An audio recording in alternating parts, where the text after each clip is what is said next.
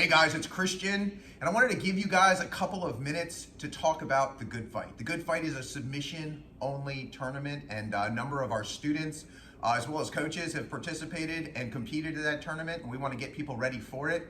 And so I wanted to give you guys like a brief overview of some of the rules, some of the times, so that you can understand exactly what's going on. I wanted to start with kids and teens. Kids and teens are divided into 3 different experience levels. There's beginner, intermediate, and advanced. Beginners are usually anybody with 0 to 12 months of training. They're still learning jiu-jitsu and they're figuring out how things work.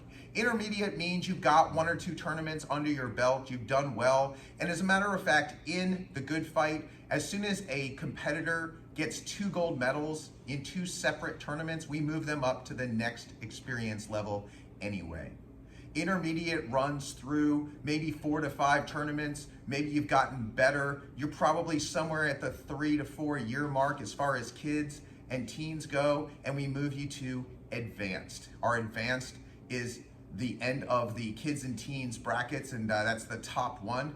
We also have weight classes. Those weight classes will span what we call a Madison scale. That means that when the kids weigh in, they weigh in by age and by weight, and they fight anyone from 2 years younger or older and 10 pounds over and under. And so with that, we want you to recognize that this is how we keep the weight classes fair. We make sure that the kids are at weight, and we make sure that their age level is pretty close. Now, kids run 4 to 12 years old. Teens run 13 to 15. That means at 16 years old, all those teens automatically become white belts in our adult division. So that's the weight classes, that's the ages, and that's the experience level for kids and teens. Now, as far as time limits go, kids run 4 minutes. They run for 4 minutes, and then we go into overtime. Teens run 5 minutes, and then we go into overtime. Now, some of the rules that we're gonna find for kids are there are no guillotines, there are no head and arm chokes, and there are no omoplatas. When we get to teens, all of those rules are reversed and guillotines are allowed, so are head and arm chokes, and so are omoplatas. As we go into our adult divisions, we do go white to blue to purple, brown and black. Our brown and black belts are combined, and at white belt, you're gonna go for 6 minutes. At the end of 6 minutes, we move into overtime. When we go to blue belt, you go 8 minutes, and then we move into overtime. And finally, purple all the way up to black, that is a 10-minute round of submissions, and then we move into overtime. When we talk about our rules in the adult division, white belts are allowed straight ankle locks and all upper body submissions except for wrist locks and bicep cutters. At blue belt, those wrist locks become legal, so do the bicep cutters, so are calf slicers, and so are twisting foot locks.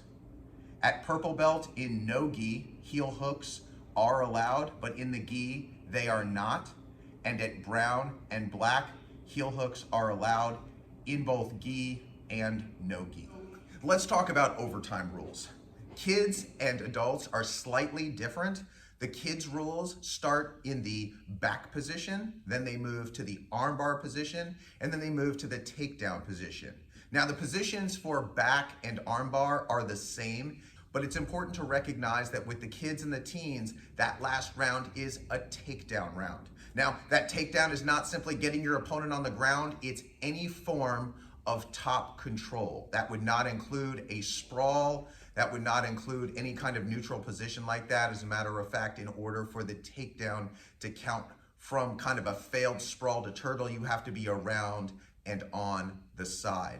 As soon as that scramble happens, out of that position from the takedown, the count is reset, and then you need to establish another 3-second form of a takedown into control. For our overtime positions, I'm gonna have Dan come out and give me a hand, and we're just gonna talk about the different positional aspects of setting up for overtime. Now, we start with our back position, so I'm gonna take Dan's back, and in this position, as the person in the offensive position, I'm gonna put both my hooks in, and then I'm going to grab a seat belt low down to his chest. I can't put it up here by his neck.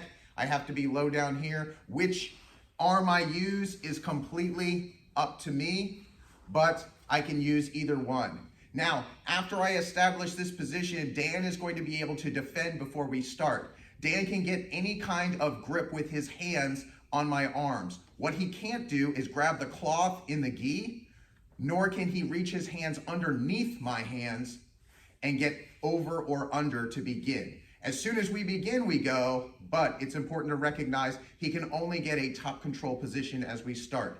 As soon as the ref says go, we begin to fight. Now, I can stay in this back position, and if I reach over, maybe I get this arm and I swing over to an arm bar, even though I'm not in the back anymore, he is in an imminent submission. This is important to recognize because when we do this, we continue to fight until that submission has been cleared or I have gotten that submission.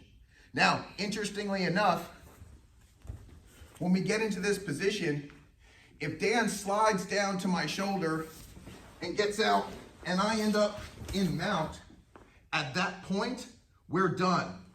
Why? Because Dan has now gone from the worst position and bettered his position to the second worst position in jiu-jitsu, which is mount.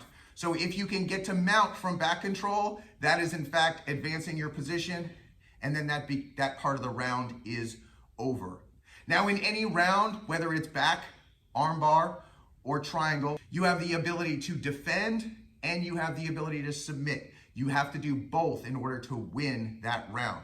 So if you're in back control and you get out, you then have to take back control and submit your opponent at that time to win the entire match that you are fighting in.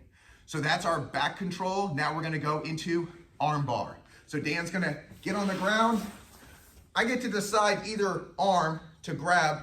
I'm just gonna grab this one. My feet are gonna go over.